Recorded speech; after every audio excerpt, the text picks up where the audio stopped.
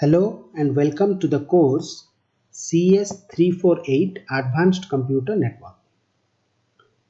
In this lecture, we are going to discuss about Bluetooth technology and its architecture.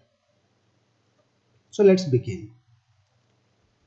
First of all, we will introduce the concept of Bluetooth or the history of Bluetooth. Then we will discuss why the Bluetooth name is given to Bluetooth. Then we will discuss the architecture of Bluetooth. Fine.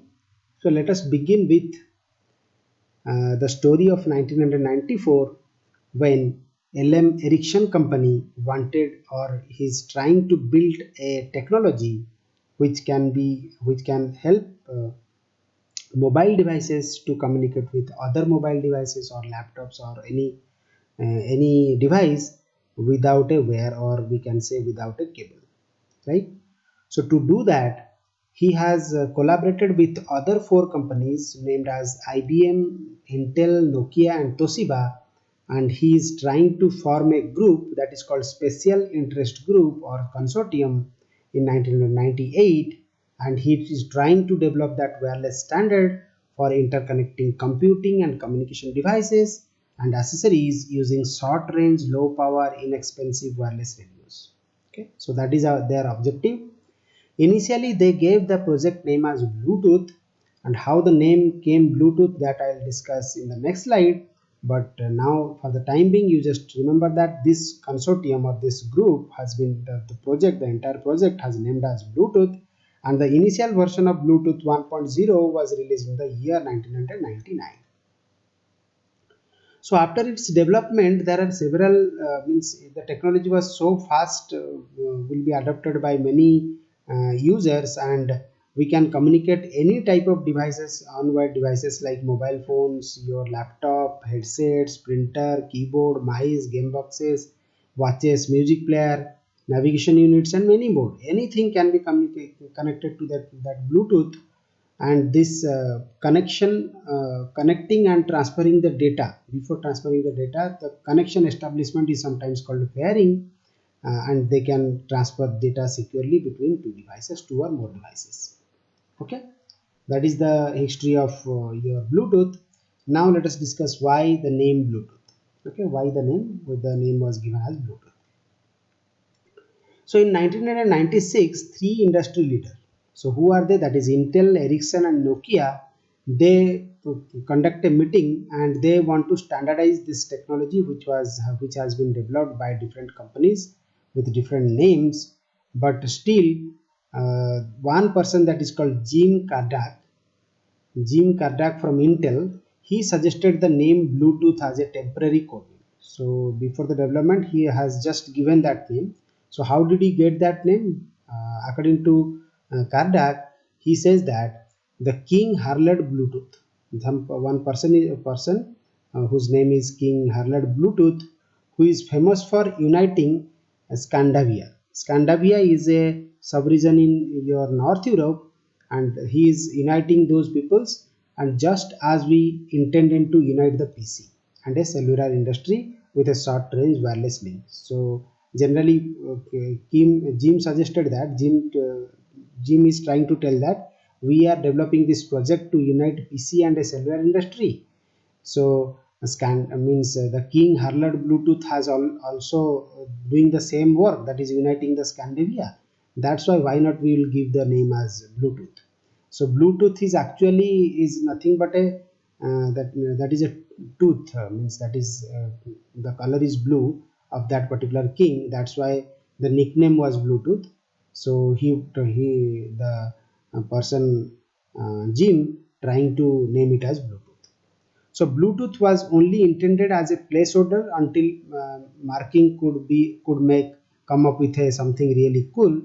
But the later on when the time came and he is searching for a new name for this technology, they will not find it, and the Bluetooth could not be replaced because of its popularity. Right. So this is how the name Bluetooth came into picture, and that's it. So let us now discuss about the architecture of Bluetooth.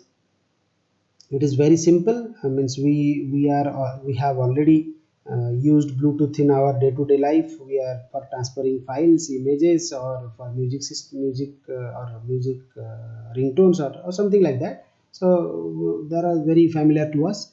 So let us just read about the how the things are formed and what is the terminology used with Bluetooth architecture. So the basic unit of a Bluetooth system is known as piconet. So what is a piconet? Which represents a set of connected devices. So when the set of connected devices connected together with a particular range, then that is called a piconet. So here you can see in this figure there are two piconets with some of the devices inside connected to some of the devices. So this is piconet 1, this is piconet 2. One device in the piconet can act as a master.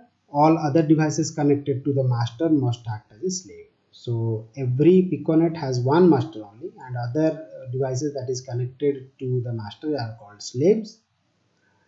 Each piconet has exactly one master and up to 7 simultaneous slaves. So in a piconet, maximum 7 simultaneous slave can be available. Here I am not showing 7, but if you see this picture, there are only 6 slaves over there. Here it is there are only 5 slaves, but maximum you can have 7 slaves in a piconet. So there can be multiple piconet can exist in the same large room. Maybe you think it is as a large room where there are multiple piconets may be available and can even be connected via a bridge node. Like here I am showing a bridge slave over here. This is a slave who is acting as a bridge between these two piconet that take part in multiple piconets. So this bridge is taking part in both the piconets, and this master is also can send data to this slave, and this master can also send data to this slave, and slave can alternatively send data to both these masters. An interconnected collection of piconet is called a scatternet. So this entire picture or this entire communication is called a scatternet because two piconets has been communicated through a bridge node. So that's why this is called a scatternet. In addition to the 7 active slave node in the piconet, there can be up to 255 park node in the net.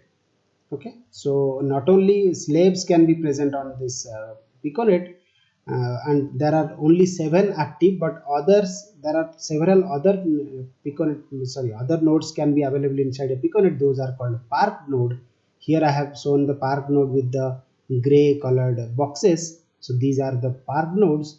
So there can be 255 park node possible inside a piconet, right?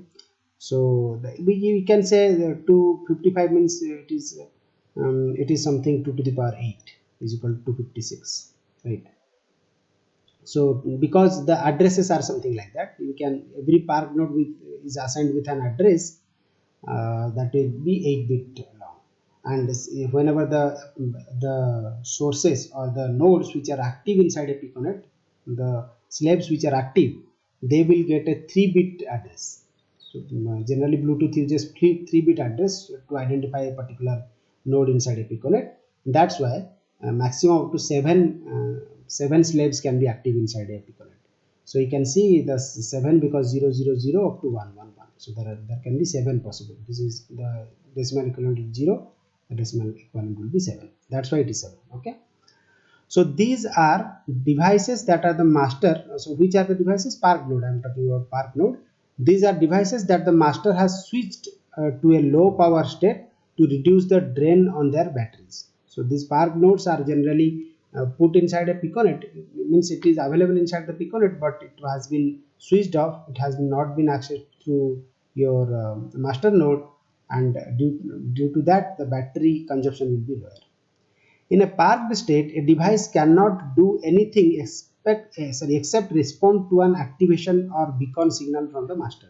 So whenever it is a park node, he cannot do anything. He will be just like a means he will be there, but he cannot do anything. He is just waiting for a message from the master node or a beacon signal. If it is get a beacon signal, then it will be get activated. At its heart, a piconet is a centralized TDM system, okay, time division multiplexing system, with the master controlling the clock and determining which device gets communicate in which time slot. So this is actually, the Piconet is a TDM system, that means time division multiplexing system. At what time which slave will be communicated with the master, that will be decided by the master itself.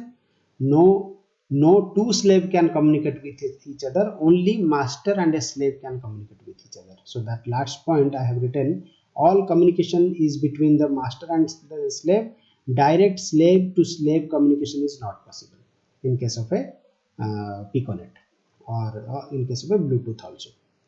So that's all about the architecture of Bluetooth. I hope you enjoy the video. Thanks for watching.